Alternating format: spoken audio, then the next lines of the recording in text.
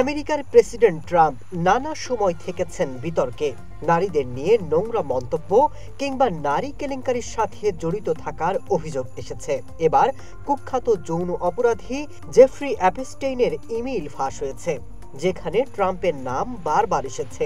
সেই সাথে ট্রাম্প এক নারীর সাথে ঘন্টার পর ঘন্টা কাটিয়েছেন এমন তথ্য দিয়েছে অ্যাপস্টেইন।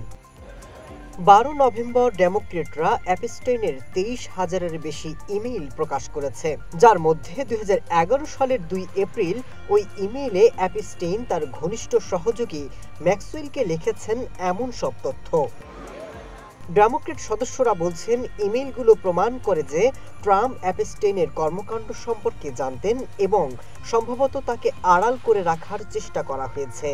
তারা অভিযোগ করেন, বিচার বিভাগ এবং অন্যান্য সংস্থা অ্যাপস্টেইন কেলেঙ্কারির পূর্ণ নথি প্রকাশে বাধা দিচ্ছে। নতুন এসব ইমেইল প্রকাশের পর আমেরিকা জুড়ে আবারও বিতর্ক শুরু হয়েছে ট্রাম্প এবং অ্যাপস্টেইনের ঘনিষ্ঠতা নিয়ে।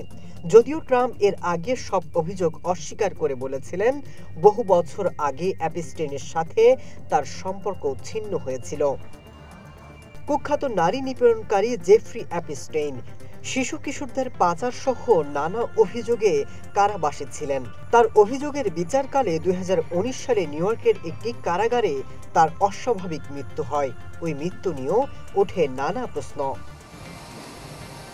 Masud Rana, one international desk.